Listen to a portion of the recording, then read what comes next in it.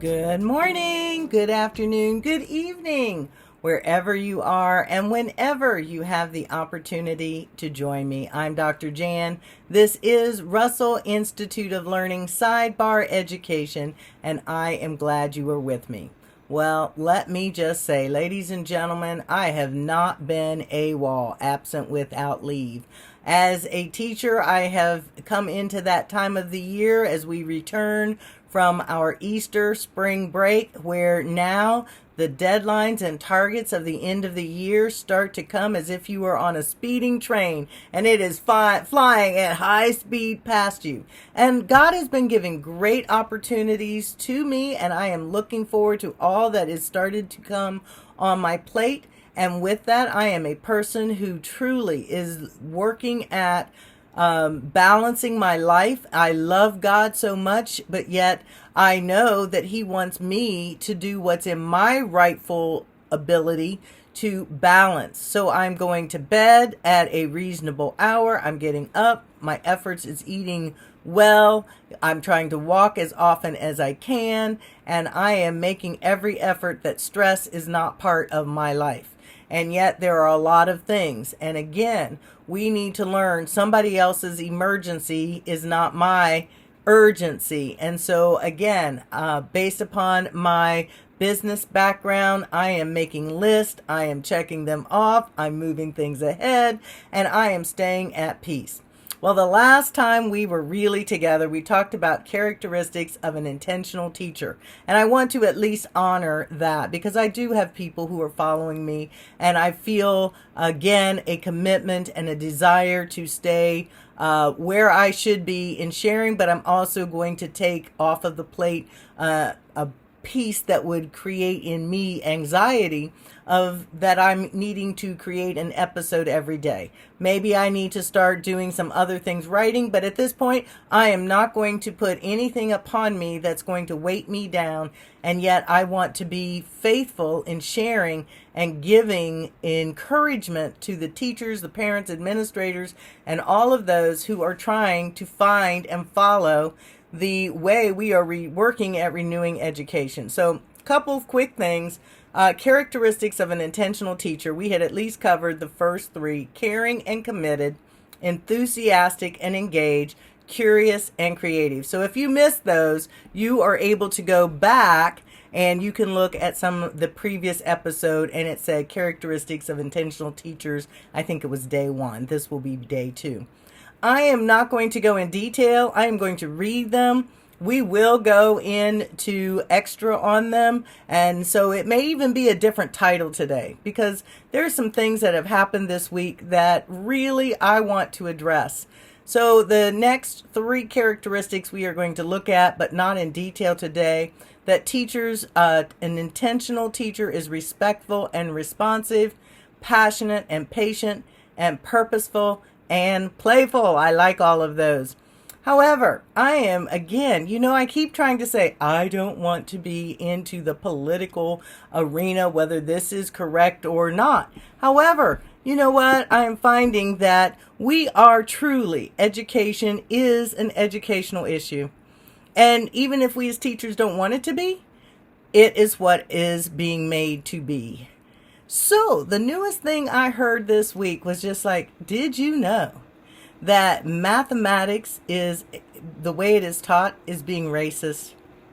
Okay, now, come on now. And I'm going to use some examples from my teaching this week in math, because it's really important.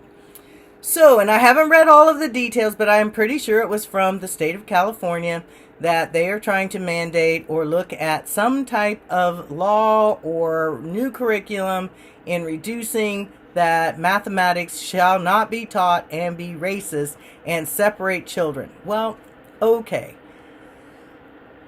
Some of the things I heard of why is like, okay, because you're going to make them show their work, or that you have to justify your answer, or some of those because, those who are of color may not be able to do that, so we don't want to fault them when they can't. Well, my prayer and hope is, as teachers, as I do, that's what I teach in the classroom, how to show your work. And I tell the children why. So this past week, we've been working on long division. And not everybody was able to do the long division in the manner in which I learned, So there is this place I had to come to. I have been trained, and we go to teacher training. There are more than one way to complete your math. Your goal is show your work so that then the teacher can help you and see where your mistakes are. Is it in multiplication? Is it in adding? Whatever the concept. So show your work. Showing your work does not become anything that is racist. It's just a process of show your work so that we can help you. So in the process, I even ran into a parent this week, and they said, and how are you trying to teach that math?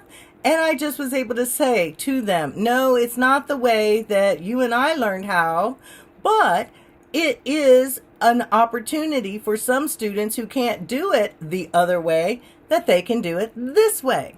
And the biggest thing is for them to show their work so that I may help them.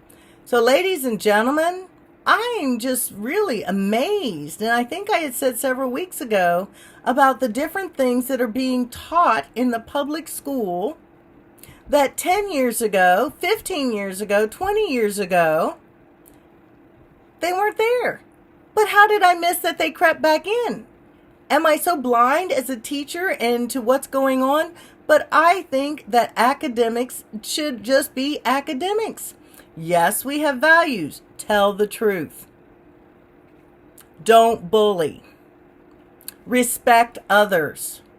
Respect yourself. Do your best. And then let's get down to what is it that you know, and show me what you know.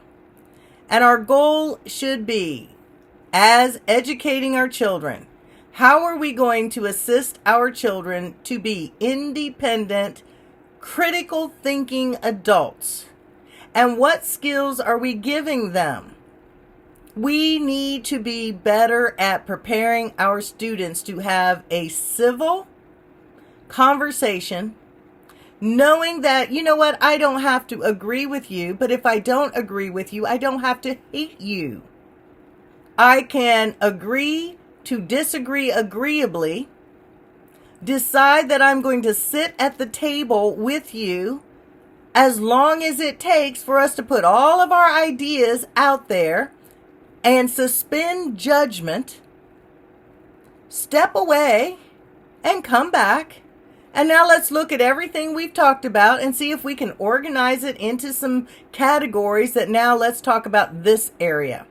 And let's see if we can come to some consensus and agreement of what is the real problem. Because once we can see what the real problem or issue is, now we can maybe, again, all of us put in our ideas. What is the solution? Everybody is so quick. Well, this is my idea. This is my idea. Well, oh my gosh, I'm sick of it. Nobody's listening. That's not how I was taught to be raised. Everybody was allowed to give their opinion. And everybody was respected. But we don't have to be so quick to jump to decide on a decision until everybody's voice is heard. Everybody's. And not somebody talking for somebody else. I want to hear what that person has to say. We got a lot of talking heads talking about all these people. Well, I want to hear from the parents.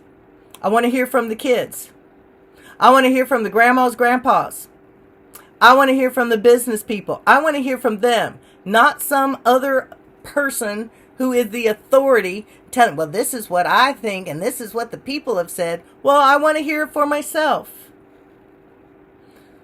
Oh, ladies and gentlemen, let us wake up and start to be civil. Civility. That's civilization. We are the people of God. Saved or not saved, go to church or not church, God created us. So let's act as if we can show love one to another. And the first is to listen.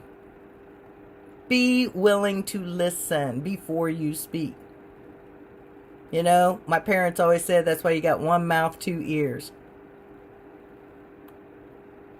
Slow to speak, quick to listen.